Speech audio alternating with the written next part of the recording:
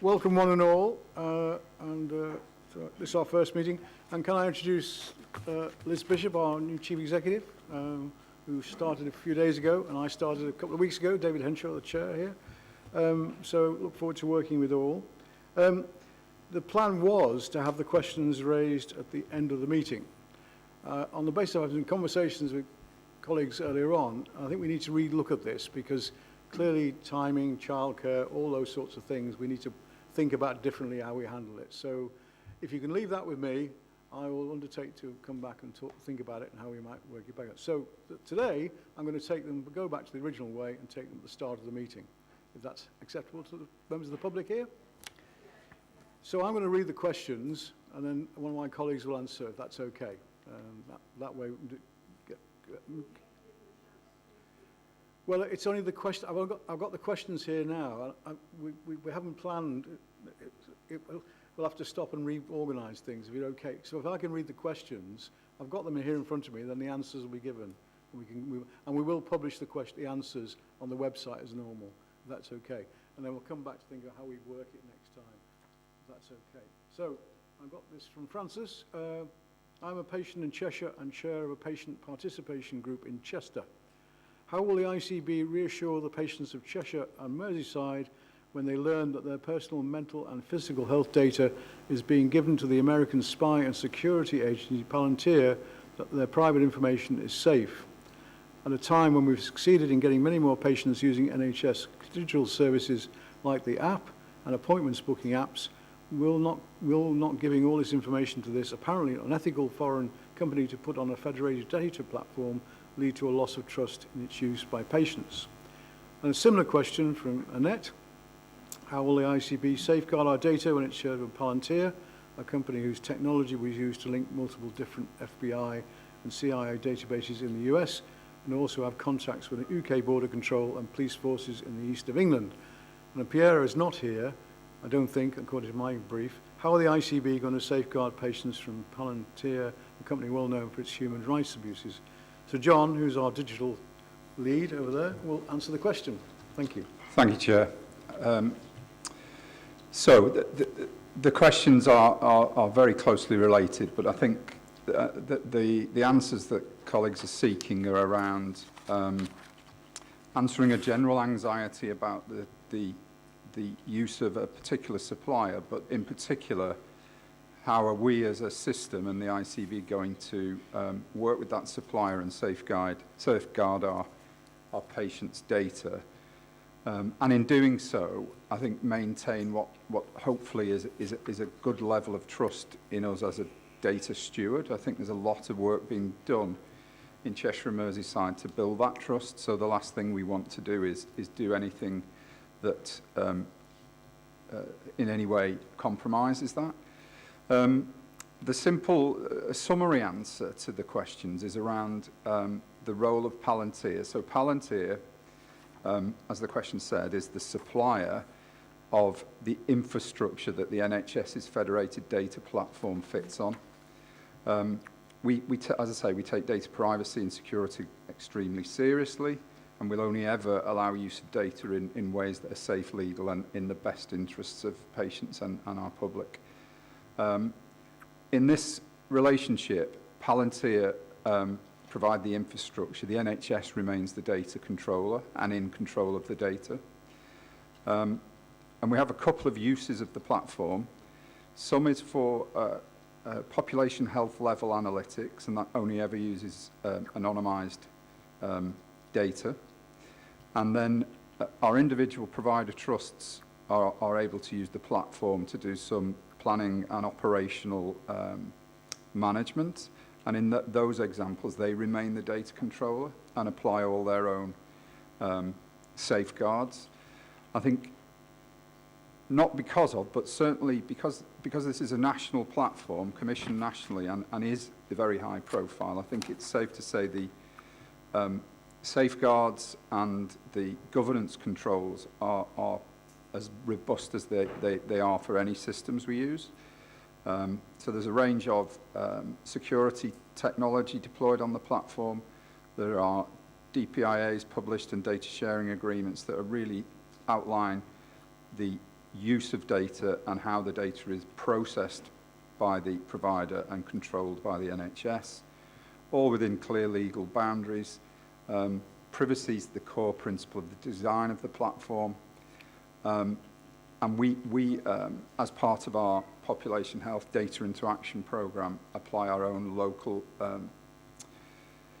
IG rigor over the top of it. So recognise the concern, recognise the appropriateness of the question. It's not the first time we've had this discussed here, and I think it's entirely correct that we do keep a level of scrutiny on this, on any use of aggregate platforms. But we're satisfied that the technology built into the platform around privacy, audit of use, and cyber security, alongside national and local IG, gives us the assurance that we need to ensure that patients' data is not being used inappropriately. Thank you, Chair. Okay, thank you very much. So the next question refers to the hear and treat and the item later on the agenda on hear and treat. So the question is from Greg Dropkin. Who will take the decision that a patient requesting an ambulance does not need conveyance to an emergency department? That's the question. First part. What clinical qualification, training and experience will they have to take such a decision? How has the safety of this process been evaluated? NHS England discuss hear and treat and state ambulance control centre advice does not need to be clinical. It can be as a result of triage only that closes a call or refers to another service. Is counted as H&T. In Cheshire and Mersey, will hear and treat include triage, which is not clinical? What's the difference between call before convey and hear and treat? Anthony. Thank you, Greg, for the questions. I guess to try and summarise and put some context on it, really, I think, the role of the ambulance service has changed significantly over time, and some of the opportunities that are available to the ambulance service in terms of urgent care response to 999 calls has been developing quite strongly over the past 20 years or so. So that's where you start to see these two approaches around hear and treat and call before convey. In terms of hear and treat, effectively that's where a patient makes a call to the ambulance service call centre, and a registered paramedic will make a decision on whether or not to dispatch an ambulance to that call. That decision is taken together with the patient, obviously the tried and tested clinical triage tools, and the availability of other urgent care response services that are available. The call before convey is where actually an ambulance has already attended the scene of the 999 call. And then a decision is taken by the local paramedic on scene, again with the providers of alternatives to hospital conveyance. And as long as that service is available and able to respond within 2 hours, then the paramedic has the ability, in consultation with the patient, to leave scene and avoid conveyance of that patient to the hospital. To put that into context, in terms of last year, 1.2 million calls were made to the North West Ambulance Service for Cheshire and Mersey residents. 300,000 of those patients were not conveyed due to the availability of those services. We have provided a more thorough understanding, Greg, and some links to some of the discussion documents on that that NHS England have produced, but hopefully that gives you the flavour. And that'll be posted on the website, the full answer. Yes, absolutely. Yes. Yeah, thank you. So question 5 is from Felicity Dowling. The winter crisis is seen in corridor care and A&E, and in very long waits for beds once a decision to admit was made, spread throughout the year. The winter planning report, page 279, does not appear to reflect the experiences of patients in this area, nor does it reflect the Royal College of Physicians report this autumn. Cheshire and Merseyside ICS urgent emergency care strategy, but also 25-26, also does not seem to reflect the situation from the public's point of view. We recognise the dedication and hard work of staff in challenging situations, but they seem too angry about the problem, apologising to patients for having to treat them without privacy. We note the focus on particular critical incidents, but in the wear and tear on patients in the routine winter crisis must be addressed. A 5-hour wait is seen to be a feature in patients who have poor outcomes, including deaths, The deep sadness and anger from older people at being treated in corridors must be heard and responded to. What will be done to help staff navigate the tough times ahead? What research has been done to find out why staff distrust the vaccines? How do NHS staff who want the COVID vaccine get one? What are the plans in case of a qualitatively higher level of illness than you currently expect, given the experience of the Southern Hemisphere this year? What leeway is there for such an escalation? Anthony. If you'll permit me, Sir David, I think Professor Ashworth's going to talk very much around the vaccination element, and I can come back if I can to the escalation. Oh, sorry. Yeah. Sorry, John. Ian's worried. That's okay. Thank you, Felicity, for the question. There's a couple of elements within that, and it will all be published and shared at the relevant date. So, first off, point two, we conducted some significant research locally in Cheshire and Merseyside earlier this year. It was reported at the July's board with some links in there as well. And we worked with 1,500 health and care workers, well, frontline health and care workers, and including domiciliary and social care, about understanding the myths and challenges that they were facing about getting the flu vaccine. So there would probably point to going back to those papers because it's quite a detailed discussion that we had. Some of the themes that came out about that was essentially increasing the capability around knowledge gaps and misconceptions around the vaccine from the frontline workforce, the vaccine opportunity, so how can we make sure we can improve access and convenience and make it a social norm to try and do that within our trusts. And also to rebuild trust and share positive stories about that as well, were the key themes that came back from that research. In that as well, I would probably point out to some, we look at it on a weekly basis. We agreed as a system it's a really important area for us to focus on for winter planning. So for it, compared to this time last year, we've been able to vaccinate 4,900 of our workers than what we did previously, which is brilliant. Our trusts have delivered over 2,800 vaccinations in the last 10 days too. And I can say that 7 of our trusts have already achieved a higher uptake from this time last year at the end of the campaign. So the work that we've been doing with around that insight, working with our health and care workers, has shown good promise and uptake. With regard to the COVID vaccination, that is something that we follow the Joint Committee for Vaccination and Immunisations on, and that can vary around the eligibility each year, and that might be due to things like the change in risk events or the change in evolving in an evidence base around that. So at the moment, we follow that guidance around who's eligible for that, and that can be found on the NHS website. And if you are eligible, where you can go to get that and follow the links through.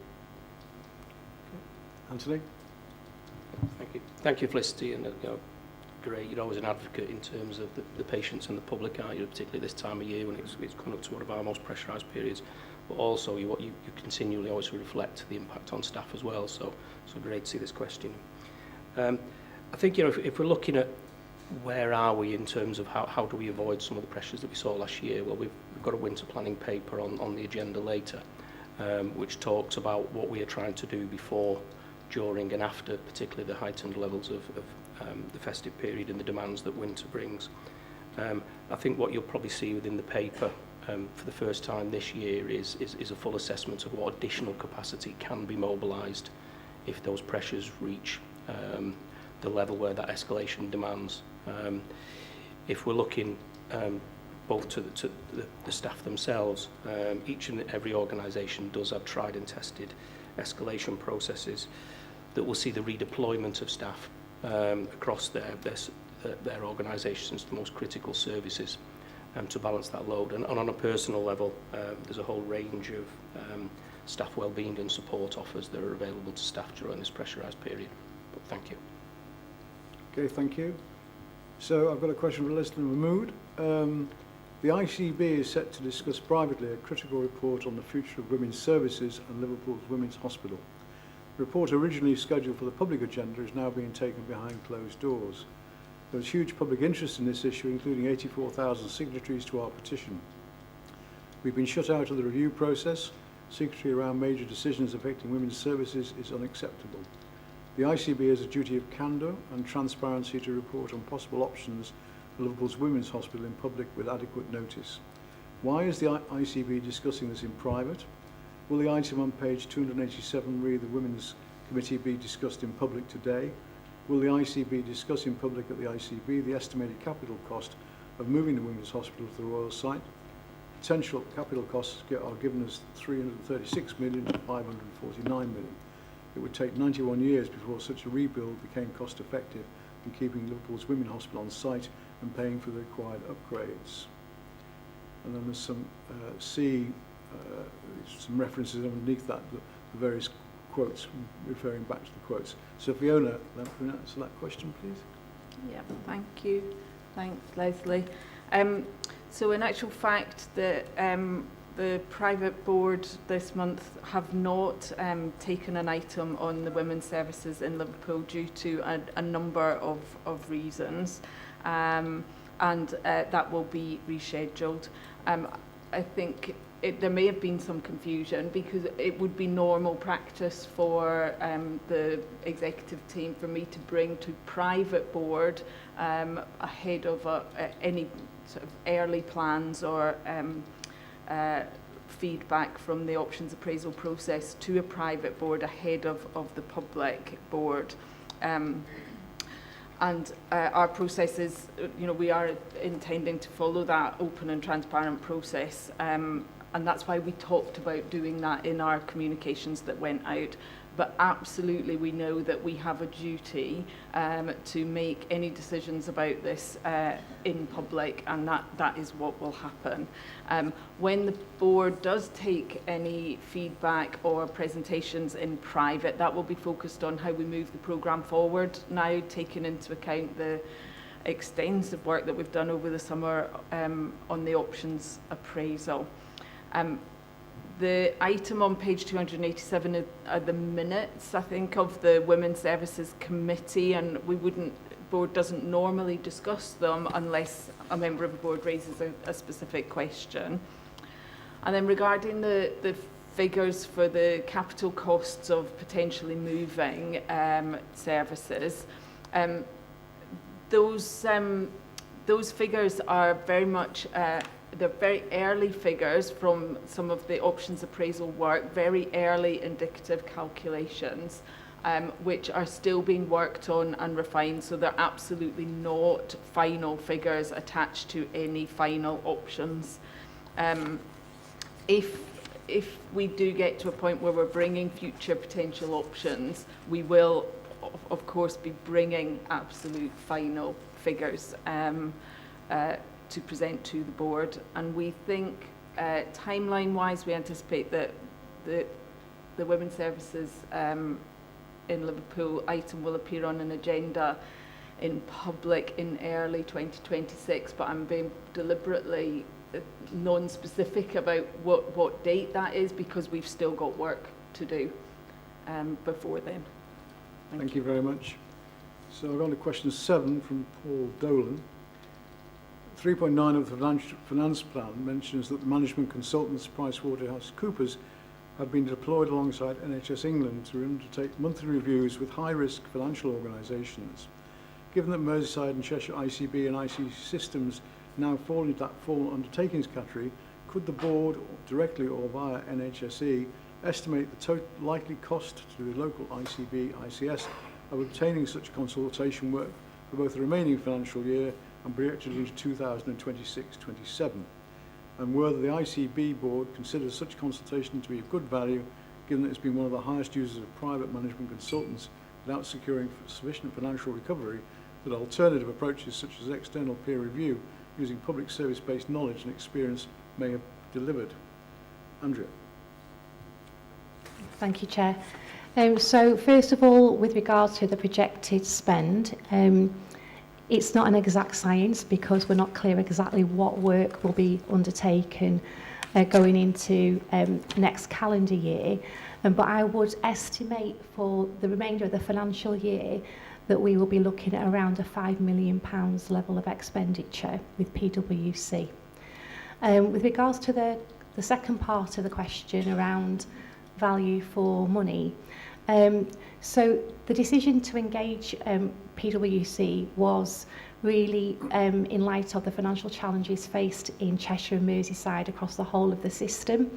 We are of significant concern nationally by NHS England, and that is because we have been forecasting a deficit of around 368 million pounds. So that's nearly 190 million pounds off plan, and therefore we are facing formal enforcement undertakings across a number of organisations in the system. PwC have been brought in into other parts of the Northwest and have a track record of supporting that financial improvement and turnaround.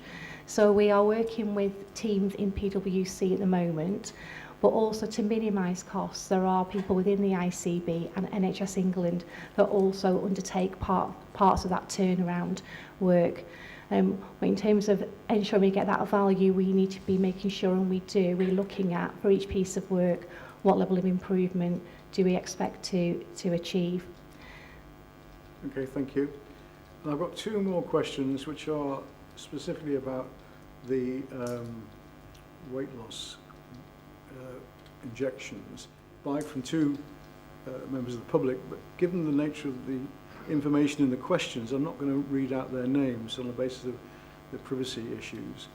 First question is, after a recent GP appointment, I was told I have 4 out of the 5 elements to meet the criteria for the weight loss injections on the NHS, but the doctor was restricted by the ICB in issuing a prescription after reading NICE recommendations of a June 2025 deadline. How is the ICB addressing the inequalities in obesity in healthcare? And then the second question is, under the NHS, can Manjaro be prescribed for other conditions other than the obesity-specific criteria? I currently have high BMI, over 40, high cholesterol, pre-diabetic, and also have MBL.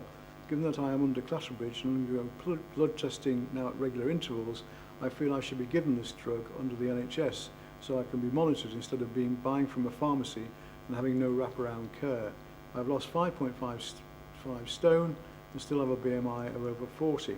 How would you then approach this with the GP so I can ensure my own safety? Rowan, I think you're answering this question. Is that right? Thank you. Thank you for the question. Thank you for supporting patient privacy and confidentiality. And congratulations to patients who are taking control of their own health and losing weight out there steadily. It's been a remarkable drug that has come forward in this, and often timelines for implementing these sorts of drugs can be months up to a year, and yet here we are facing a new drug that is going to be implemented over 12 years. So profound is the number of patients that it has the potential to reach. What I can reassure our colleagues is that we are following the national NHS guidance 1879 and the NICE recommendations for the phased rollout of weight loss drugs. And that's done very specifically because we need fair access. These are potentially very expensive. We have a limited workforce capacity to support people. And so therefore introducing this treatment through community, we really value this move to as much care in the community as possible, this left shift, and our primary care networks. We only have limited spaces available to deliver this as part of the national programme. And the answer to that in addressing health inequalities is to point that care to those who will benefit from it most.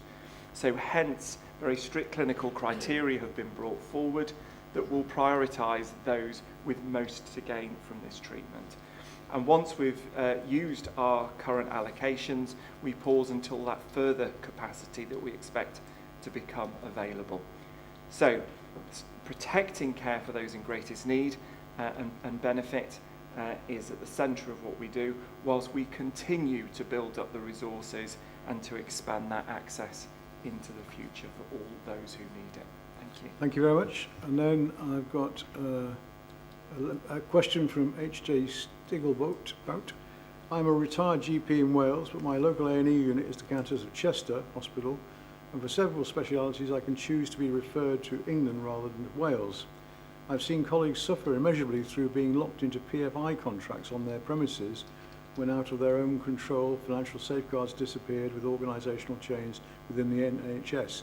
FPCs become FHSAs, which become LHBSs. What is the ICB's exit strategy if costs escalate, unforeseen costs evolve, or even if it becomes clear that the contract turns out to be poor value for money? Andrea.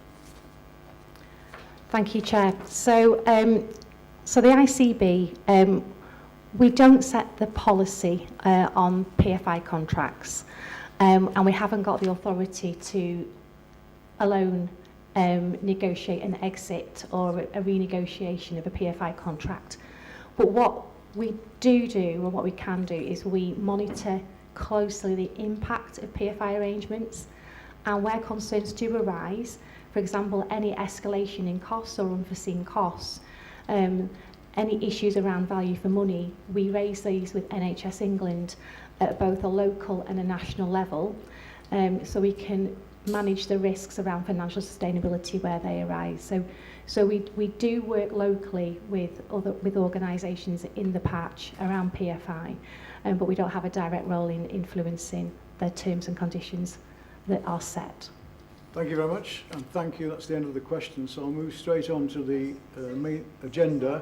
So sorry, it was just that question. So I know it's my dad's question. I submitted a related question that I missed to start with. I don't know if it's in the subject header or it wasn't actually about PFI contracts. It was comparing it with the contract with Palantir. So being locked in, that was the intention of the Okay. question. Well, perhaps could you have a private word now? Actually, could you do that? Just have a quick private word with a colleague there in the pub. Yeah. Yeah, but a comparable situation like. Okay. Yes, I don't want to get into a debate on the issue. If you could just have a private word, so I can. Yeah. Sure. Okay. Thank you. So sorry, I've got a huge agenda. I need to appropriately understand. So welcome, apologies, etc. We are core 8 declarations of interest. Any declarations of interest? Minutes of the previous meeting, 25th September. Everybody happy with the accuracy? Hopefully. Agreed. Thank you. The award action log. I think it's all laid out there. I have nothing to add. Has anybody else anything to add there at all? Thank you. Key issues. Any more significant items to raise which aren't on the agenda or haven't been discussed earlier in the day? I don't see any. And then we get onto the experience and achievement story. I think, am I right, Trish? Are you introducing it, or are you happy to comment on it? So, Chris, are you introducing it? Oh, sorry, I'm just not clear. The video is being shown, and then we have a conversation afterwards. Okay, so it's one of the services that's within Okay, Cheshire so and can we go with the Merseyside, video then, please? Thank you. I know 100% where I'd be if I didn't have Babs. I still get emotional. I just can't believe the difference. Honestly don't know what we would have done without Babs.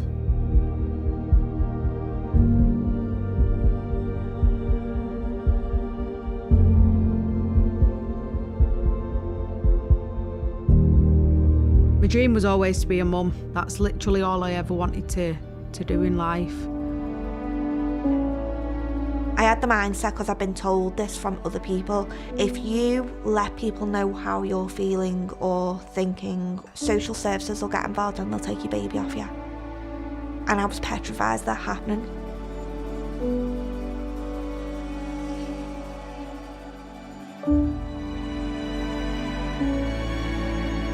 My life was horrible.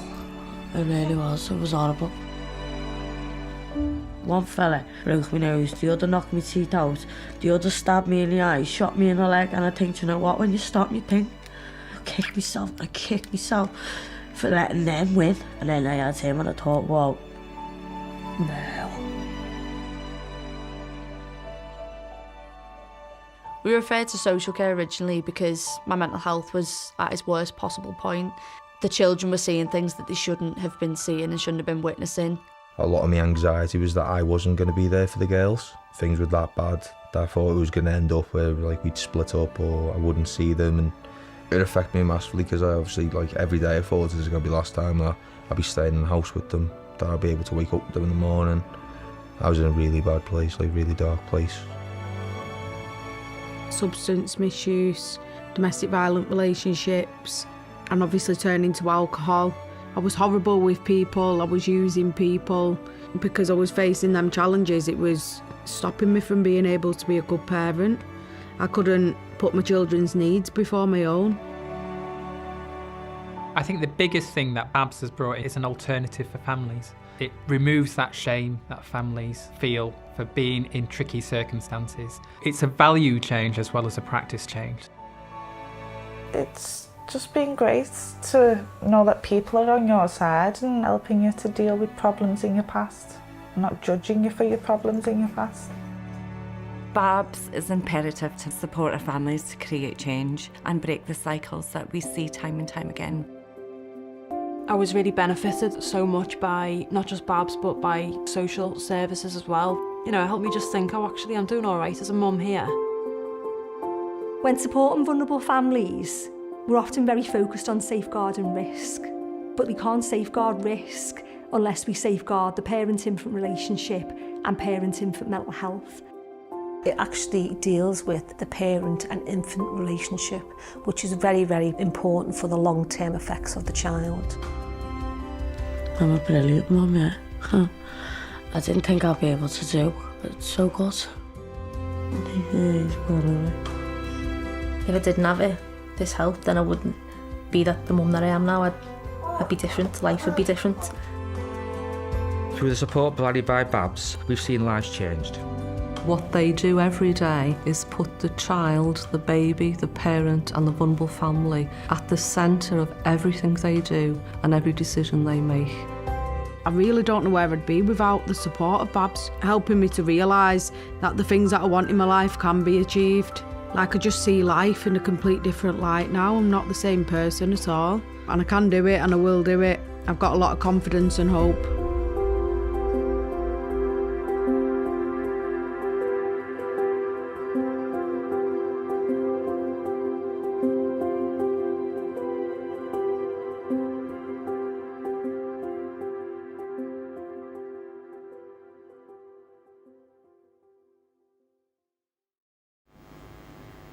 Thank you very much. Trish, do you want to comment? Thank you Sir David. It's a very powerful video and very powerful service actually. One that started in Knowsley and has been commissioned in different parts of Cheshire and Merseyside now. Obviously you can see the quality aspects of this, but what I will say in terms of costs here, so the savings for one baby via BABS and the family support can prevent a child going into care and needing long-term mental health is greater than the cost of the whole BABS service to save one child. This is absolutely recognised nationally and internationally as best practice in terms of neighbourhood delivery, and we know that children who end up in care suffer the worst health and social care and education outcomes. A service like BABS, working very closely with services in local communities, really helps bring families together. Young people who, for whatever reason, have suffered mental health, substance misuse, etc. So very, very proud of the service, very proud that Cheshire and Merseyside have commissioned it, and proud that it started in Knowsley and now runs across Cheshire and Merseyside. So thanks very much, Chair, for allowing this video today. Thank you very much indeed. Any comments, thoughts, reflections? Sorry, it's just a quick question. Is that available in all our places? It's now available in Knowsley, Sefton, St Helens, Halton and Warrington.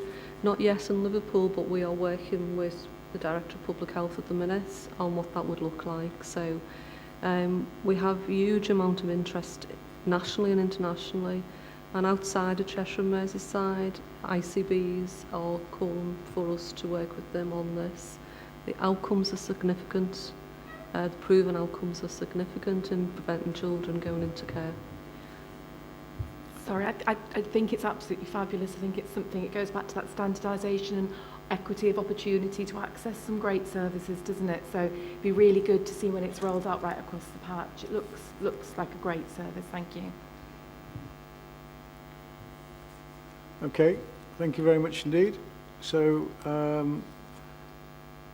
Thank you for that. I know Ruth wants to go back to matters arising because her laptop crashed.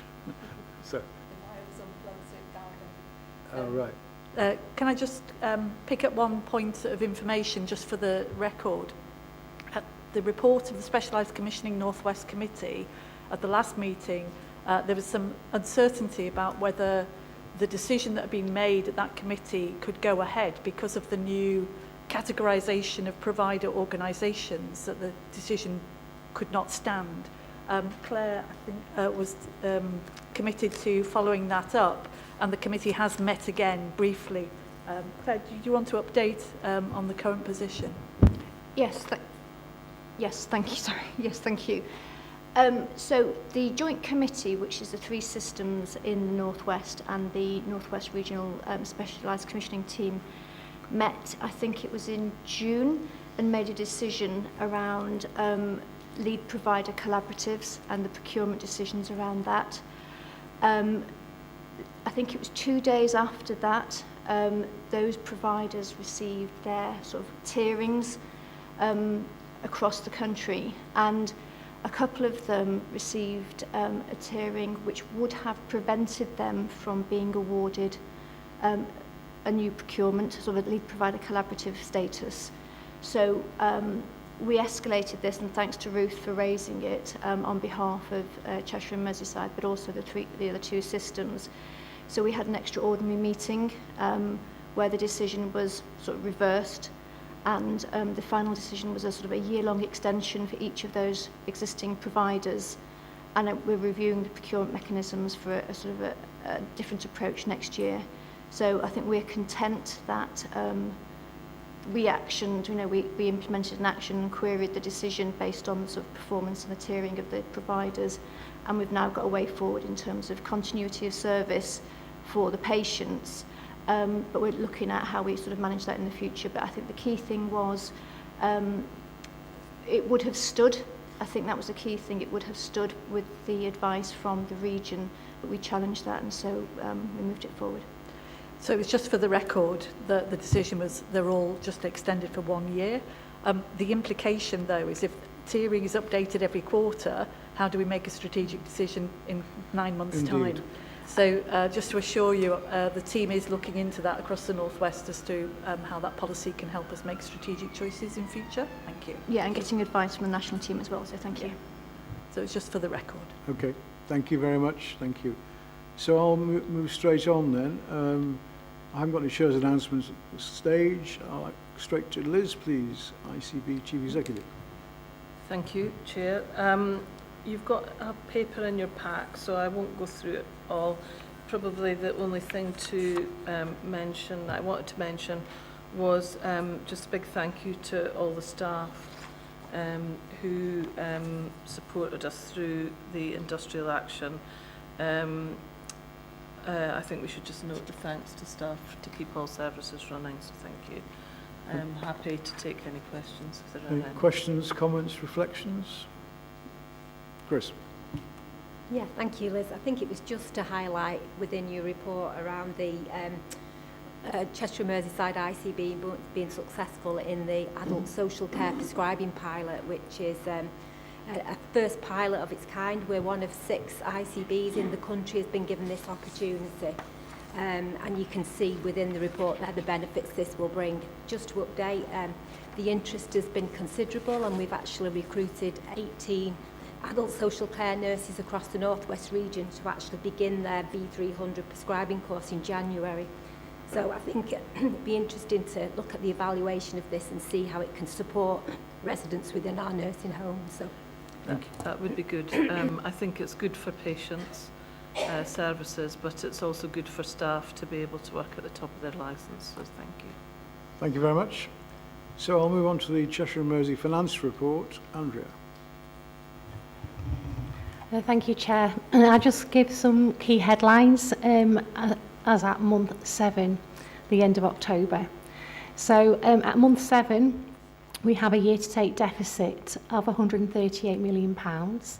That includes receiving deficit support funding in Q1. Our planned deficit was 78.6 million, so that is worse than plan, by 59 million, but that is the deficit support funding we have not achieved. If you take that to one side, we've delivered to plan for the first 7 months of the year. That includes absorbing the impact of industrial action of circa £6 million that was not in plan. So that's been absorbed and we're on plan year to date. So that sounds very positive. The challenge we have is our forecast. We are considered a significant risk nationally due to our forecast variance from plan. Our mid-case forecast currently is a £349 million deficit. Our target is to achieve a £178 million deficit, so you can see we are significantly away from plan. In the pack there is a chart that shows improvement month on month in that forecast, but it is far too slow to give confidence at this stage that we will achieve plan. We are working closely with the high and medium risk provider organisations and undertaking significant work within the ICB to look to significantly shift the dial on that forecast. The final comment I'll make on that is that this has a significant impact on cash. So the fact that we have a deficit means we're spending more than we have coming in. So naturally you would expect cash balances to be reducing. We currently have asked for £82.6 million of distressed cash funding that's gone into providers year to date. Had we achieved the confidence from NHS England that we have a better plan for delivery this year, we wouldn't have had £59 million of deficit support withheld. So that would have been a much lower amount of cash required. So it's really important we start to address our run rate month on month to make sure that we can deliver as near to that plan as possible. We currently have a number of providers requiring cash in November and December of £50 million. So a significant challenge lies ahead in the remaining months of the year through the winter time to bring that run rate down, to give confidence in the forecast outturn and to manage those cash balances. Happy to take any questions. Thank you very much. Any questions, comments, reflections? No? Thank you very much. I'll go on then to the report of the Chair of the ICB Finance Investment Committee, which Mike and Sue, I think, are doing double act. Is that right? I'll just a quick comment on the 21st of October meeting, which seems a long time ago now. Such a lot has happened in that time. And obviously you see the month 7 position, so it feels like a bit of an artifact. But 21st of October, I think, was the meeting where we truly began to crystallise the size of the financial risk we were carrying as an organisation, and also identified that the cost improvement programme that we were pursuing in itself was not going to recover that financial position, particularly alongside other emerging adverse variances. So it was, I guess, the low point in some respects, but it's the commencement of the recovery work that we need to do. Just one other important point that emerged in that meeting, it was the meeting where we endorsed the financial governance review proposal to take forward, which is a parallel piece of work alongside the financial recovery work. Happy to take questions, Chair. Any questions, comments? Sue, anything to add? Okay, thank you. Just following on from Mike, who I'm very grateful remains a member of this committee. I think we moved on from crystallising the deficit to talking about how we're going to make some recovery back to the plan. Andrea brought some headlines of where she saw that we might be able to get much closer to our plan. And we had a discussion with the provider representatives about how that felt for them, and obviously that feels very difficult as they have their own quality and performance standards to achieve as well. We've invited PwC to come along to our next meeting to talk about their views on the provider position. We also discussed some contractual issues, including alignment of our contracts and to resolve some long outstanding anomalies between contracts. And we discussed an issue that's been in the press around West Midlands Ambulance Service and noted that that had not been raised formally as a contractual dispute. So the contracts team are raising that now. Okay. Thank you. Any questions, comments, reflections? If not, I'll move on to the performance report, which Anthony, you're leading on. Thank you, Chairman. So the report's extensive, as you can see, and within the back section you can see all the areas that are off off target with an element of what the action has been taken and what the timestamps around that. I'll point to one or two items, if you don't mind. In terms of UEC, I'm conscious that there's a winter planning paper yet to be discussed on the agenda, so I won't talk about too much about the challenges around that particular period. But what I would probably draw people's attention to is the continued and sustained improvement around ambulance response times and ambulance handover times that we're seeing across the system. If we compare that with the same period last year, where both of those metrics were around 50 minutes, they're both now being sustained at 30 minutes. However, it's fair to say there's a consequential impact in terms of 4-hour performance and 12-hour performance across our A&E departments. As part of the winter planning and beyond, we are now working with each and every provider and system to understand, almost in the same basis of the way that finance produces their waterfall charts on how we will try to bridge that gap.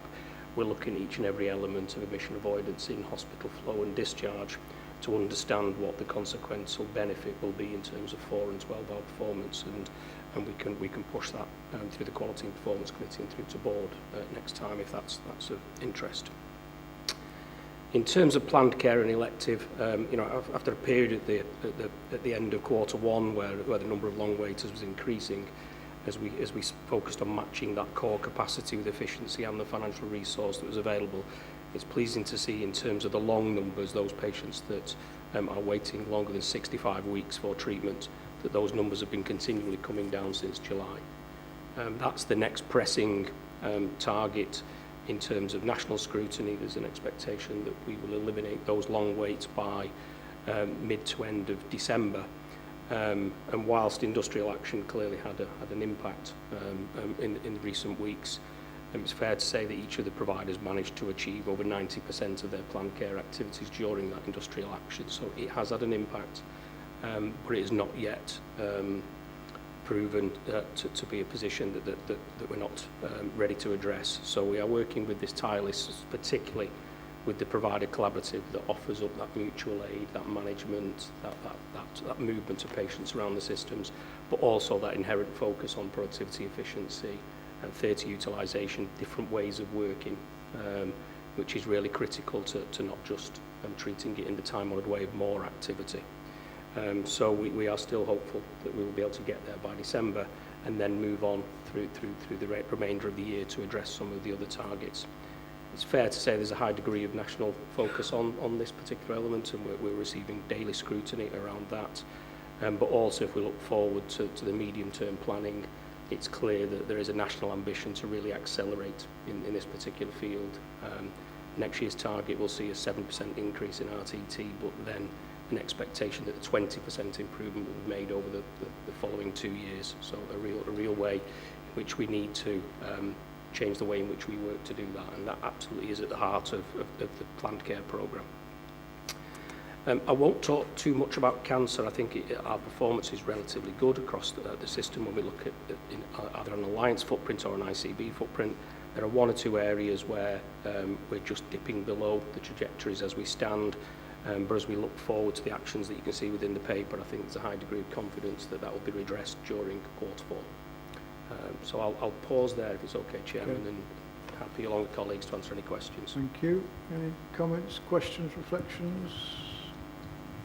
Thank you, Anthony. I think just to add, as we reiterate this report ongoing, we've got a fairly clear direction now nationally about the indicators by which integrated care teams at a neighbourhood level will be judged. I think the place report in this is a really helpful summary of all the factors that are influenceable at that borough place-based level. But I think as we iterate this report into the new year, there's, I think, 12 indicators that we're being told nationally will be how integrated neighbourhood teams will be judged from this winter and beyond. So I think it would be useful to iterate the report in that way and to start neighbourhood health being meaningful to the board, because it means something different to everybody. It comes up in nearly every conversation, but we're getting a very clear steer about the influence that they need to have on particularly urgent care and utilisation in that way. So that's a conversation we could probably take forward. Thank you. Thank you. Anybody else? Everybody comfortable? Thank you very much. I'll move on to the Chair of the Quality and Performance Committee, Tony. Thank you, Chair. Just to be brief, as part of our routine governance, we undertook a significant review of key risks. Top of the list was neurodevelopmental delays, high scoring risk in some places, delays in ADHD in particular. As a national issue that's been acknowledged, but we noted two significant improvements. The neurodiversity pathway profiling tool being implemented across all Cheshire and Merseyside schools, which was referenced in the Chief Executive's report, and also a new needs-led model being rolled out in primary care, commencing October running until June 26th. This is a programme that's identified via stratification assessment. Increasing the capacity of primary care is intended to reduce the demand for secondary care assessments and should significantly reduce the long waits. We also noted safeguarding intermediate care workforce shortages. They continue to impact on potential failure of our statutory duties. Recruitment's underway, but we noted there are market constraints. That's all from me, Chair. Okay, any questions, comments, reflections? Everybody content? Thank you. I'll move on then to System Primary Care Committee, Tony. Yes, covering this for Erica Morris, who's away in Australia in considerably better weather than we're having at the moment. So the two significant alerts for the board's attention are the GP prescribing risk.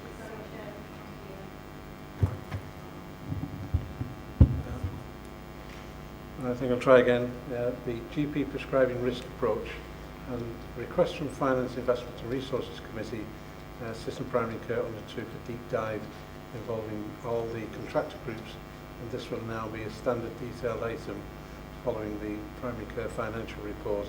So an excellent example of joining up finance and primary care contracting. The quality issues, the committee received an update from the primary care quality group covering all 4 contractors, and issues in relation to the current procurement of clinical waste were dealt with. Thank you, Chair. Thank you. Any comments, questions, reflections, observations?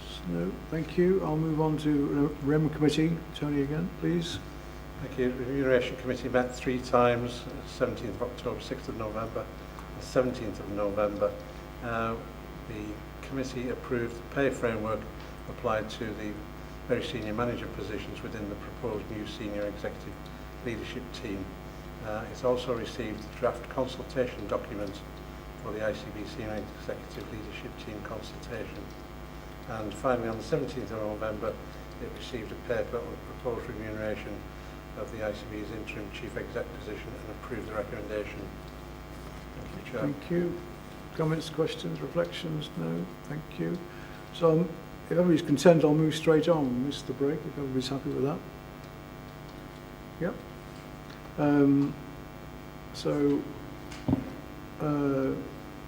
Sorry, I missed Chris. I'm jumping ahead here. Chris, Children and Young People. Yeah, thank you, Chair. I'll take the paper as read from the Children and Young People's Committee. Just an area for alerting was the committee noticed the significant financial pressures and the need for system-wide consideration and about social care budgets and advocacy for children and young people. We received a presentation from the Health Equity Collaborative Programme, which we've been part of, and we saw testimony to that on the day of some young people who had been involved in that, which was around the book reading. And we had a little boy there of 2 who slept the whole way through the presentation, so he was clearly really impressed with it all. It did upset the chairman on the day though. And that was real testimony really to the importance of how we can improve children's speech. The mum of the little boy said how he looked forward to the letterbox on the day of the month when the book dropped through, and he'd stopped using his tablet. So, sorry, John, he'd moved away from technology and gone back to books. It was a really, really informative. We've been part of that collaborative now for over 2 years, but to see the outcomes of it, and I think the committee's view is how do we sustain that moving forward? So we do a lot of good things, initiatives, and it's the so what and what next. So thank you, Chair. Thank you very much. Great, glad to hear. Any thoughts, reflections, comments? Are we happy? So I'll miss the break if we're okay and move straight on to business items, which we need to spend some time on. So can I turn to Fiona and talk about the interim subfertility clinical policy across C&M? Thank you. Board members will recall that as part of the programme to harmonise our clinical policies, an options appraisal was undertaken at the start of this year and then presented to board in May. And that was to look at a number of options to move us from an unharmonised position where each of our 9 places offers a different number of cycles of IVF to its residents. The board in May instructed us to undertake a public consultation on the option to harmonise to a single cycle rather. The report in your pack today, therefore, is to receive the outcome of the public consultation and to make a decision on how we take the options appraisal forward. I'm not going to go through all the details in the paper, I'm going to take it as read, but I do need to draw board members' attention to a number of things. So in Section 4, it does remind you of the various options and the financial implications of them. The recommendation and the decision to publicly consult on one cycle was based on the need to balance meeting the needs of all of our population against our financial duty to balance our books. And moving to one cycle would bring us in line with our nearest neighbour ICBs and 66% of other ICBs across the country that already only offer one cycle. Moving to one cycle would offer in the region of £1.3 million of savings per year, but probably most importantly would allow us to achieve a harmonised policy and remove the existing unwarranted variation while maintaining access to fertility services. The appendices on today's paper are extensive, so thank you for looking at them. I would draw your attention to the public consultation report. This was a 6-week public consultation in June and July of this year. And the headline outcomes of that report are that 86% of respondents either disagreed or strongly disagreed with our proposal to move to one cycle. I think it's important that the board see the detailed feedback within that public consultation report. There's a lot of verbatim comments recorded within the report that I think very clearly demonstrate the strength of feeling of our population on this matter.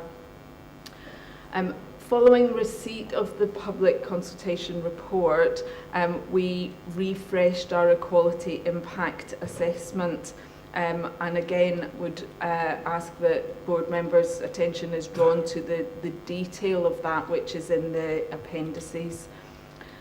The headline outcome from that EIA is that it concluded that the proposal to move to one cycle would result in indirect discrimination for some groups, for example, for women who are the primary users of the service, patients from ethnic minorities who already present later for fertility treatment and therefore have lower success rates, and people from lower socioeconomic backgrounds, because if we reduce their access to the number of cycles, they are less likely to be able to privately fund future cycles.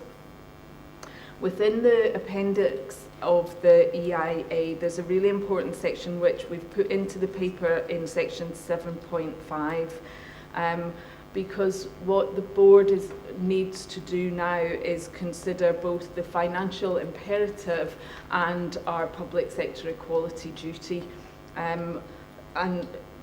We've already heard about the significant financial pressures that the ICB is under, and the requirement for us to balance our book is a very legitimate objective when we're making decisions like this.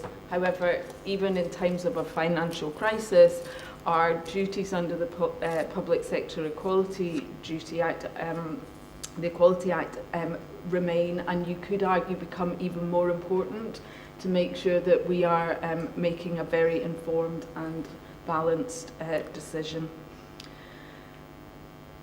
As part of the process, we have taken this through the oversight and scrutiny processes that we have. So I've been to the joint OSC, so 8 of our local authority OSCs are impacted by this, and I have met with them twice.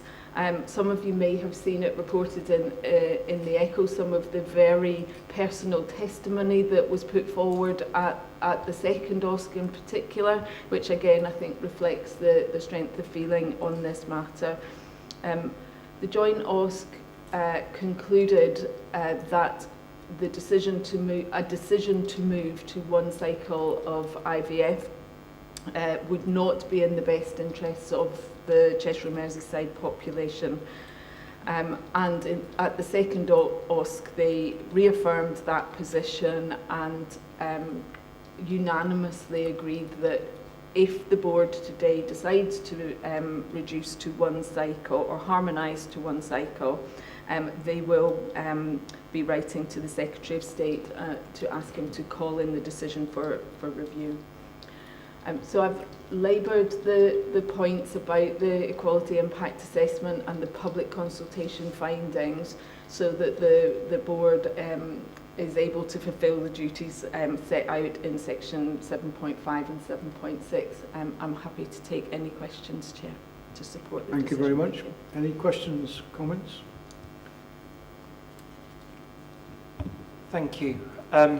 This is an emotive and quite a challenging subject for us as who sit around the table specifically in clinical roles, because so much of our work in clinical life is about trying to reverse ill health, treat sickness and disease.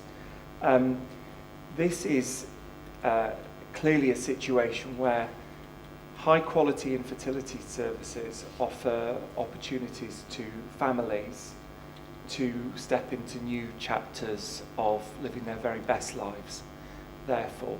And it presents something quite uniquely difficult for us to conceptualise as medics at times, when so much of life is about treating ill health and so much of our resource goes to managing ill health. I think this does make this a uniquely challenging decision for the board to consider, therefore, for the families involved with this. Thank you, Chair. Thank you. Anybody else? Ruth? First of all, I think it's really important that we do look at having a single policy across Cheshire and Merseyside, so that needed to be done, having inherited 9 different approaches. So I welcome that work has been done. But this consultation, and I should also say a word of thanks to the teams that have worked tirelessly on this. This is a huge amount of work that's got us to this position. And I know we hear from Fiona and Rowan as the leaders of the work, but I know that the teams have worked hard to engage the public, and it makes very difficult reading, doesn't it? You know, the equality impact assessment talks about the indirect discrimination on women, people of ethnic minorities, and people who are poorer. And I think the strength of concern that has come to us is profound. But I also recognise we have an incredibly difficult financial environment that we sit within. So I think today's decision is a very difficult one, possibly The fact that it's an interim decision gives us some room to come back to this. I suppose what I'd like to know, it seems to be that the interim nature of it is hinging on the NICE guidance, which is early 2026. But are we tying ourselves to coming back within that space of time, or what is our thinking in terms of how long this policy, if it stands like this, how long would it last? Fiona? Thank you, Ruth, for I missed out the point that it's an interim policy, and thank you for thanking the teams. Just appreciate it. So we know that NICE are out to consult currently on some draft guidance, and we have fed back to NICE on that. Both our colleagues in the CSU who do a lot of the evidence-based work for us in the background, and also myself on behalf of the team, have fed back to NICE. We think it'll be the first half of the year when NICE will make a decision on what it publishes, and then we are committed to sitting down and reviewing the policy depending on what's in the NICE guidance. How long that will take us will depend what they put in the NICE guidance. I think the guidance is likely to have more in it than just numbers of cycles. But we are committed to doing that piece of work, reviewing it and bringing it back. Thank you. Anybody else? Sue. Thanks, Fiona. My understanding is the ICB has a duty to prioritise our resources for the benefit of the whole population. And I think we probably have to pay due regard to the effectiveness of the various treatments that we fund. And I suppose I didn't see in the paper what the relative success rates are of the various IVF cycles. I wonder if you could remind us of that. Certainly, because you weren't here at the beginning of this whole process when we brought it in May, and we talked about that. For an average 34-year-old woman, the first cycle is somewhere in the region of 30% effective.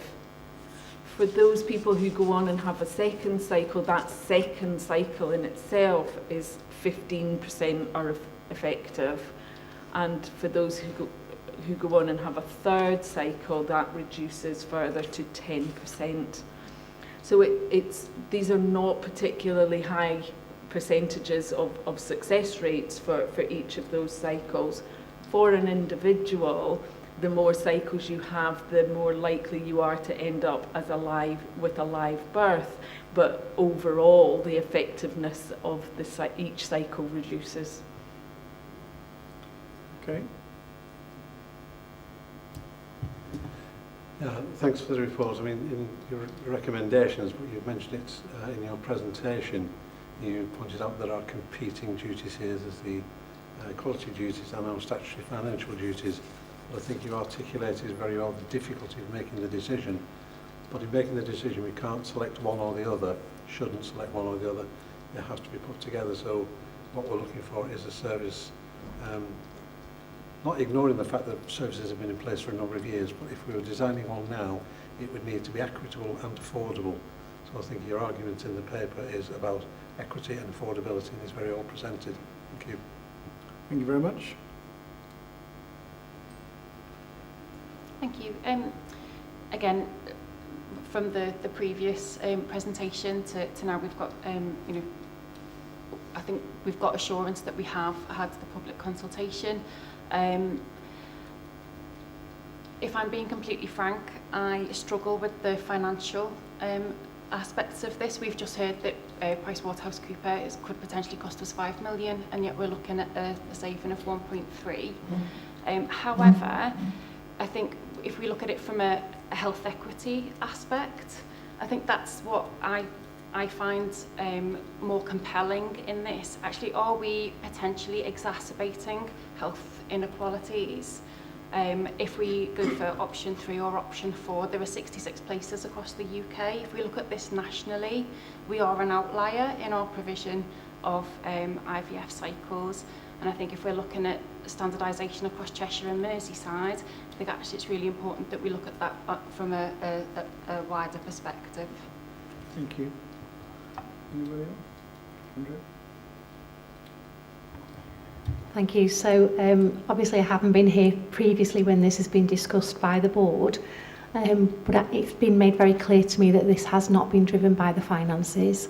This has been driven by the fact that we have variability across the piece, and it's about doing what is equitable and fair, but also, again, we do have to look through the lens of affordability as well, but that was not the driver. It's not where can we look to make a saving, it's what can we do to make sure we've got clear standardisation across the system. So this hasn't been thrown on the table in terms of saving the day financially for the system. Thank you. Anybody else? Sorry, Fiona, probably should have picked that up in the paper, but if this was agreed to standardise to one cycle, when would that need to be enacted? Sorry. So we haven't set a date for doing that, because we would obviously work with our provider. We have a single provider of fertility services, which is Liverpool Women's Hospital. They have been involved in the options appraisal the whole way through. They're very well cited on the work that's been done and the implications of that, and are aware that there is the possibility that we will move to one cycle. However, we would obviously have to work with them on an implementation. The other thing to state is that we have committed that anyone who is currently on the pathway, until the date that we go live, we will honour whichever policy applies to them based on their whichever place they come from until the policy is enacted. Okay. Anybody else? So I'll try and draw some threads together. I mean, clearly this is a hugely sensitive and difficult issue. We have a duty and responsibility as Cheshire and Mersey, as our responsibility is to look at the whole picture of health provision across Cheshire and Mersey, and the finances of it, the equity of it, etc. Obviously, we have to play due regard to equality, and that's paramount. I think the paper and all the work, and I should say thank you again to you and your team, everybody involved in this, a very good piece of work. I think we feel really supported in the sense we have everything in front of us to make the decision. So thank everybody, if you can, from us.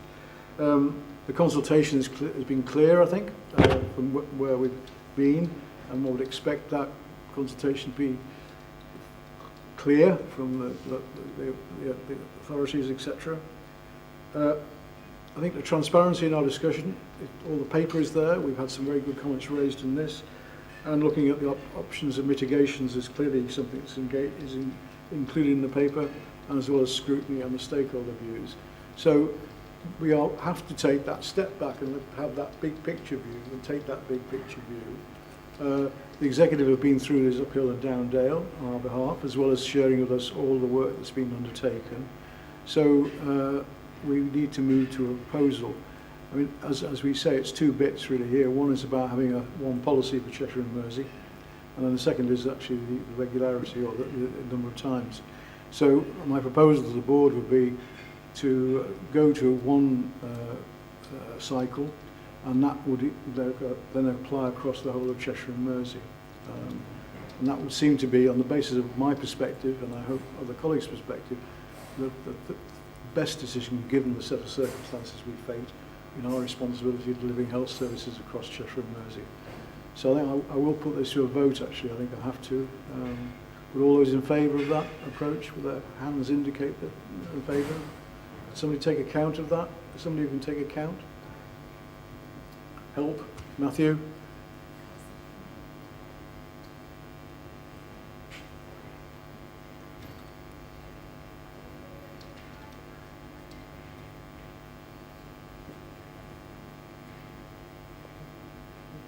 You got it? How many? 13. Thank you. Anybody against? Okay. Thank you very much indeed.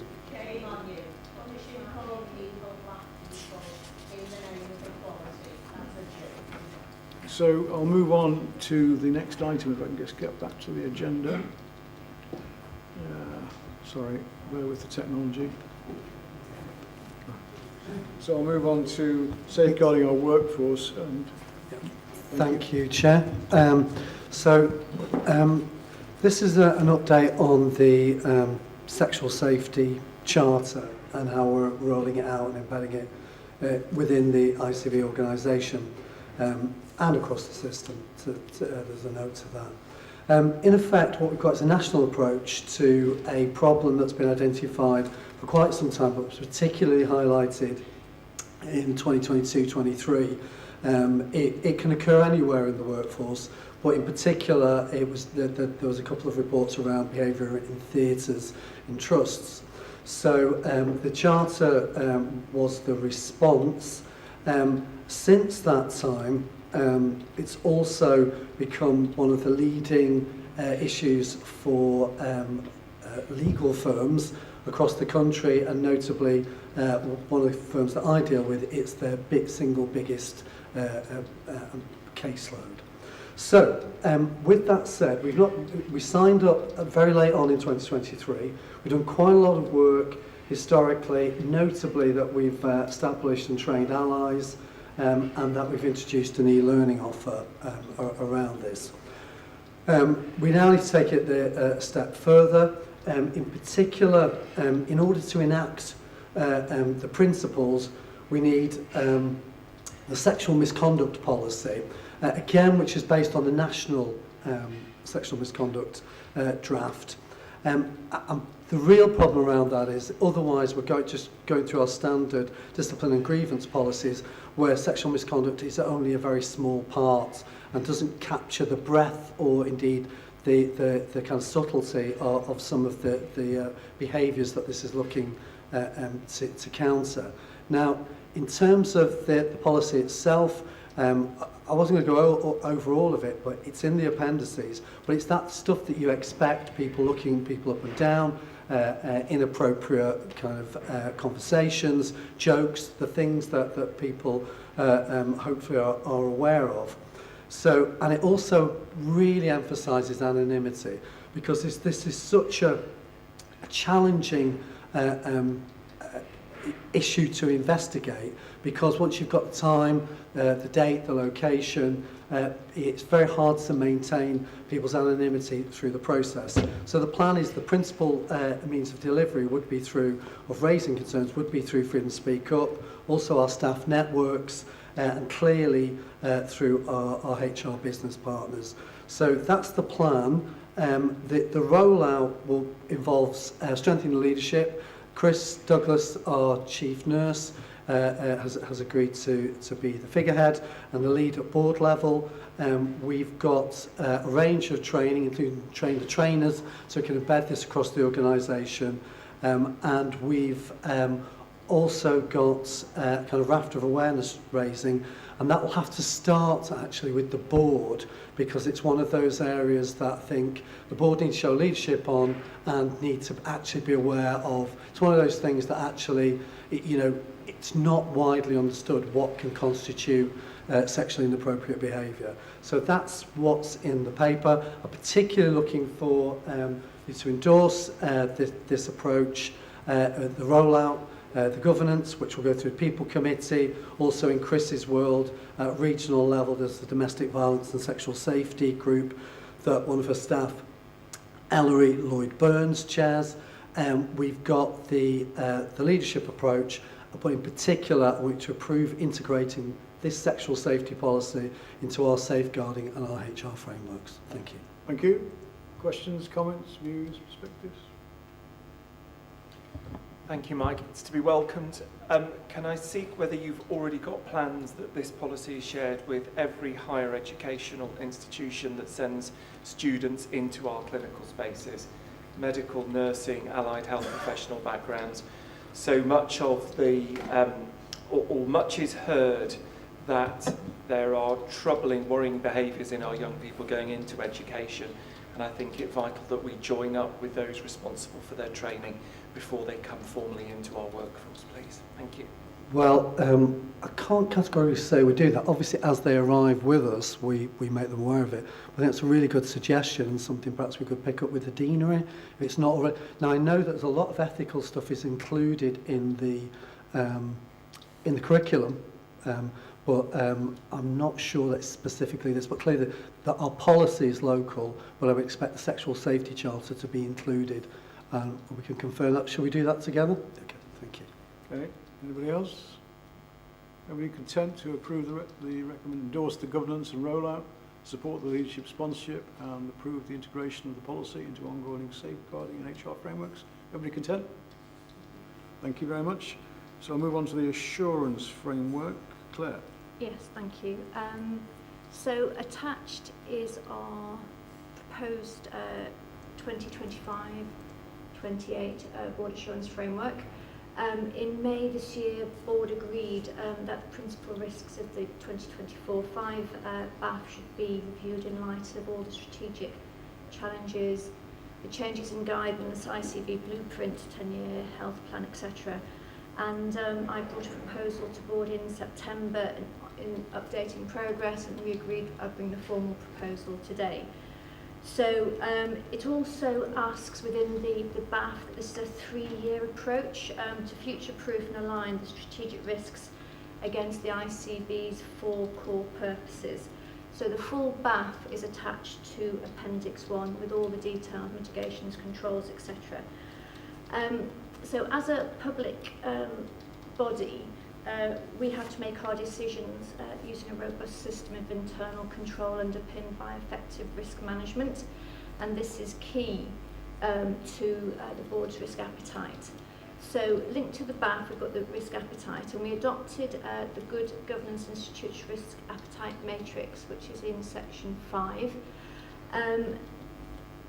As set out in the risk appetite, we are open currently. Our current risk appetite statement talks about in 5.2, I won't read it all out, you can see that we're open and willing to consider all delivery options and may accept higher risks to achieve improved outcomes and benefits for patients. We haven't reviewed the risk appetite statement since 2023. So the board today is asked whether you still want to go with open or whether you want to change the risk appetite statement and the risk appetite in line with the Good Governance Institute risk appetite. I would suggest if there's a desire to change that, we'd do that through a sort of detailed board development session or some wider conversation. So that's something to ask board today. So the BAF risks, which are outlined in section 6, have been proposed through engagement with board members, the lead execs, and an output of a sort of a mini risk appetite session with available board members, and with benchmarking with other ICBs and provider board assurance frameworks. So you can see that in table 1 of section 6. That feeds into the BAF in the appendix. So in terms of reporting, I'm proposing to bring updates quarterly. In terms of good governance, we need to make sure that the associated BAF strategic risks sit with every committee, and that's a standing item of every committee at every time it meets. We need to get into more detailed deep dives in those committees for those BAF risks, and we'll bring, as usual, the annual report to Audit Committee. So it's to ask board to support the proposed new BAF 25-28 and make a decision, please, on the risk appetite statement. Thank you. Thank you very much. Comments, questions, Janelle? So, yeah, I completely agree with the sort of risk appetite being maybe taken outside of care and some workshop to support that. I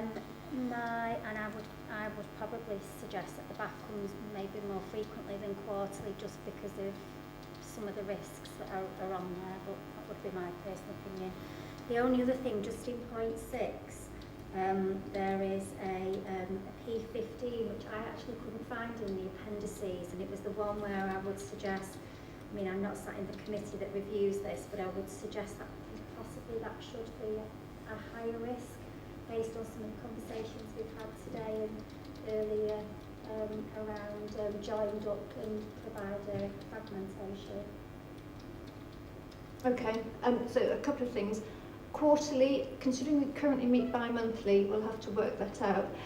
But I think in terms of 15, I think that's something we'd want to discuss with Provider Collaborative as well, because I think even though these are ICB risks, I think we do need a system approach. So can I just pick this up?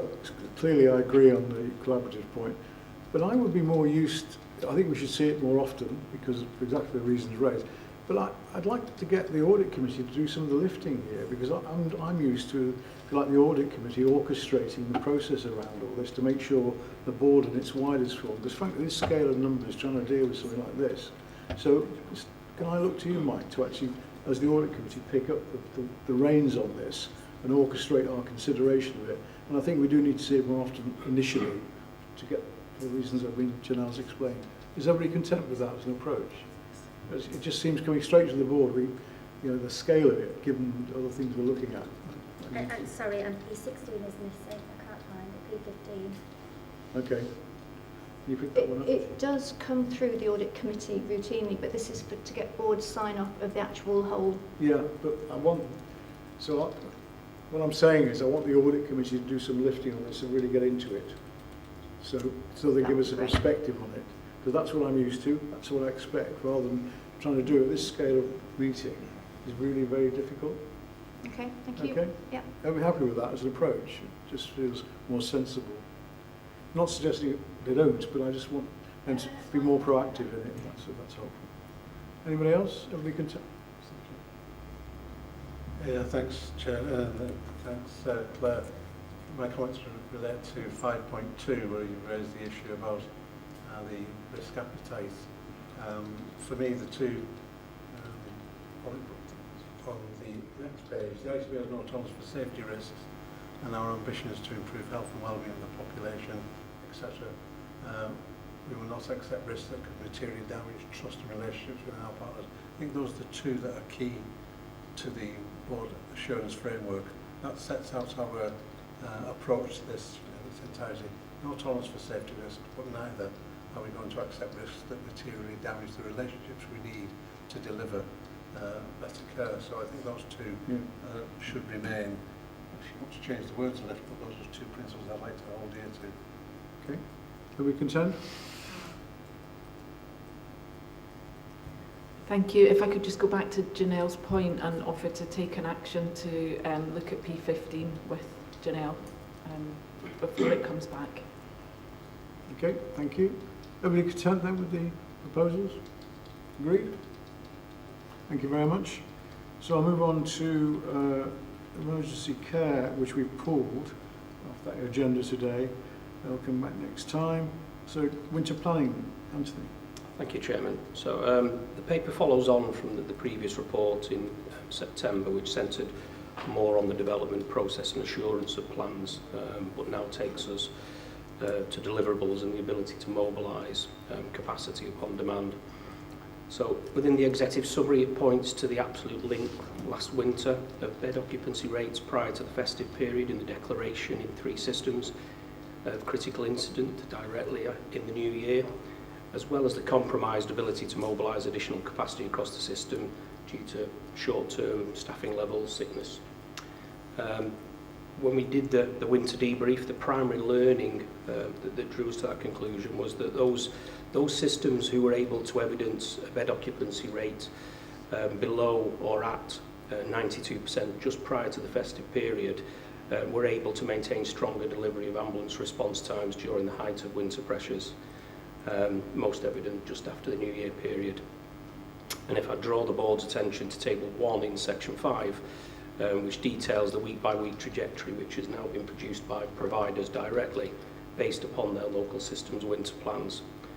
There is one exception in that one of our systems does not demonstrate a level of confidence to achieve that 92%, and that's receiving a heightened response from partners to ensure that confidence can be raised, as is the weekly monitoring of delivery against those trajectories which has already been deployed.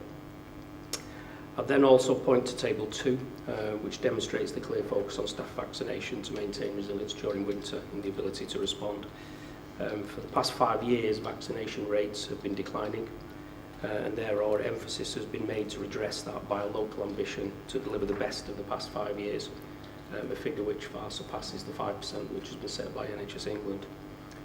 The table you've got is 1 week out of date, so after 8 weeks The report came in last night, and it does demonstrate that we have now surpassed in aggregate last year's vaccination rate. We have 5 more weeks to take that even further, but a real good response at this stage of the process. The last table I'd point to is table in 5.9. This was a particular discussion point at the last board meeting where members quite rightly were saying, well, what if those plans aren't delivered? What could you mitigate? What could you mobilise? And that table points to additional capacity that the system could deploy should actually delivery against those trajectories not be realised or demands exceed the forecast. You know, in summary, there's about 300 hospital beds and community beds available physically, along with social care capacity. The systems would mobilise that capacity in the interest of patient safety and demands, but we also need to recognise the risks in terms of staff, and of course there's no financial reserve in most cases set aside for that. Just one other point that I'd like to add, and I think it's a thanks particularly to our local authority leaders, in their provision of a lead director and named chief executive throughout that festive and New Year period. It's something that's always existed at a local level, but it's the first time we've had that on a C&M geography. And when we had that discussion with local authority leaders, it was fair to say there was at least 4 or 5 people put their hand up to take on that role. So I think it's a real thanks and a credit to those partners for playing their part in the increased escalation plans that we're putting in place. So I'll pause there if it's okay, Chairman, but happy to drop into any detail. Thank you very much. Any questions, comments? I mean, just urging our colleagues to actually get behind this and perhaps organise feedback quickly to us about the response and actually how committed various providers are. I don't know how we do that, but I think that's an important piece of intelligence, if I may say so. We can do that. Thank you very much. We had a discussion on winter planning at the last meeting, and I was on the back of how's it going and how do we know, are we assured that things are in place. Table 1 talks about the target bed occupancy through November into December. So as we're at the end of November now, have we got any assurance that the system is delivering what it thought it was going to do? Given that flu has arrived 5 weeks earlier than it ever has done before, so we're already in the foothills of winter. This is not just about Christmas, this is about now. So have we any assurance that their modelling they've been able to deliver their target? So I think this week is an interesting week for us to see the reality of that when those figures come out tomorrow. It was fair to say that the industrial action period tends to have quite an improvement period for us when planned care activities are took down, senior decision makers are evident throughout the whole of the patient pathway. So the latest figures show good compliance with that trajectory because of the impact of that. But this week is very much back to normality. But picking up on the Chairman's point, I will work to demonstrate to board members by some form of bulletin on a weekly basis exactly where we're tracking against that. We have a level of tracking not only in terms of the occupancy level, but there are trajectories in there about what discharge expectations are on a weekly basis, what admission rates are, so we can form that into a way of demonstrating that clearly to you.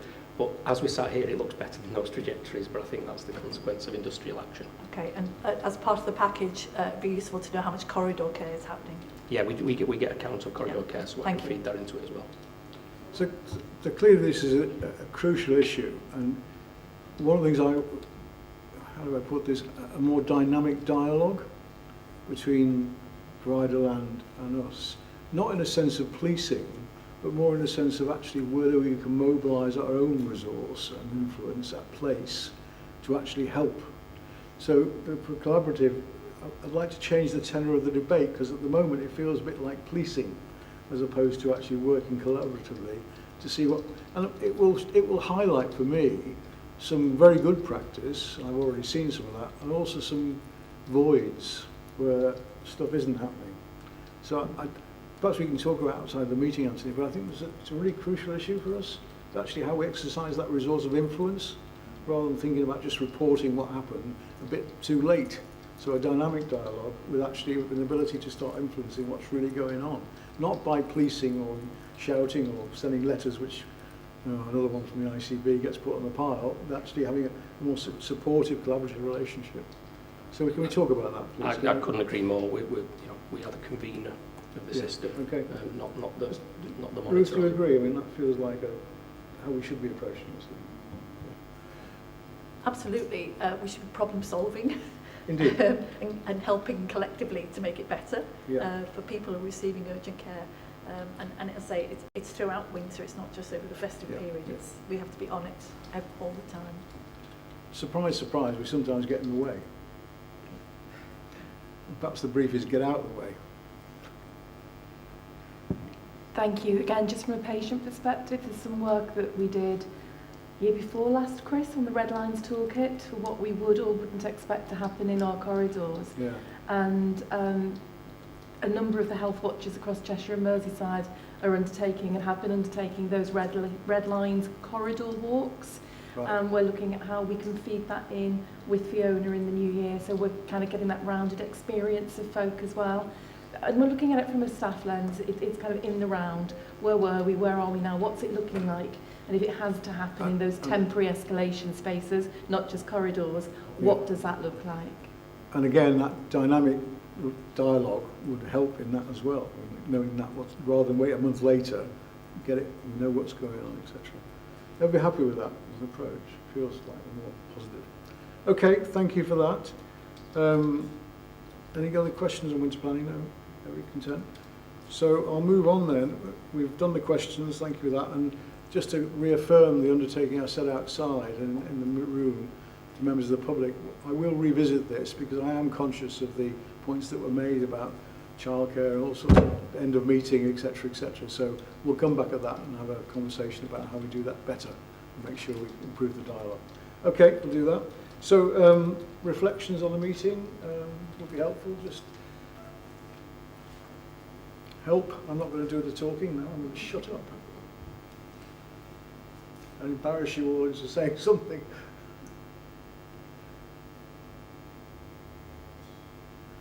Thanks, Janelle. Help. No, I found, I mean, obviously I've only been to one other board meeting, and I found this meeting to feel a lot more sort of open and you know, the challenge was there, but it just felt a bit easier to have an opinion or to speak up, and the conversations will have to happen now moving forward. I think the agenda just illustrates the scale of challenge that we've got, and the papers that we've had today are at the heart of some very, very difficult choices that we need to make over the next months ahead of us. So it's important that we have a chance to discuss that and in public as well, and hear what the public have to say and be guided by those comments. And as I say, they're very difficult decisions that we're having to make. The thing I miss in this agenda, as in public as well, is to have a chance to reflect on the big strategic issues. So we've got no open item. It gives us an opportunity to just float some stuff up and talk more openly in public about some of the challenges we're facing, because so many of the challenges that we face as a health service remain hidden from view because of the nature of the way we do our business. It's just one of those, to have some really open debates about some of the things that came across, the private meeting this morning. And I've always had it's perhaps Andrew will feel this, I've always had a predilection for show me the reason why it should be in private, not why it shouldn't be in public. It's like the default is actually public. And sometimes we do too much on the side of private. So an opportunity to raise a more open discussion about some of those things that I think would be very helpful. But we'll have a look at that, because it just feels like, I don't feel the balance is quite right, but the opportunity to just raise strategic things. And I'm going to ask Liz to tell us we've all been doing it wrong and how this should be organised in the future. Okay, where shall I start? On a serious note, I think, having been in provider environment for decades, and now being in an ICB, I think the scale and the breadth of what the ICB has to function on is enormous, and I always felt it was pretty big in the provider world anyway. I think we've got pressure to work together better. I think because of the scale of the challenge that we've already discussed. I think in terms of, keen to just look forward rather than look back. I think we're all agreed we can't work in silos, and we have to, the ICB is key to bringing all the elements, local authorities, all the partners together, including the providers as well. I think on that point about strategy, I think, as you said earlier in the meeting, we want to get together and discuss, what is the clinical strategy and then how we're going to deliver it, get a plan together and then stick to the plan. I'm a believer in that because of some of what we need to do is long range, it's not short-termism, as Andrew pointed out earlier. And then finally, just on the governance, perhaps we need, I've only been here a few days, so I've not seen it yet, but a board timetable to give us so that the public can see what's coming, we know what's coming, and we can be better organised and have time to think about what's coming next. And so we've got a clear plan. Yeah, Christmas comes every year, we pretty much know when it comes, Yeah, don't we? So we should be able to map things backwards from there. And we're under pressure now because of the planning timelines. And if you rush things, it tends not to be as good. So I'm all for forward thinking and planning if we can. I agree. Anybody else? Just to reiterate, I mean, the feel factor on the provider collaborative now just feels very, very different. It's a collaborative enterprise now, and we will be looking for it to do a lot of the lifting in the areas we talked about earlier on. Particularly as you'll be able to tell us when, who by, date, etc. Yeah. And some early wins will be very, very helpful for the reasons I talked about earlier on. Okay, thank you very much indeed, and thank you, members of the public. And next meeting is January, is that right? Yeah. Thank you.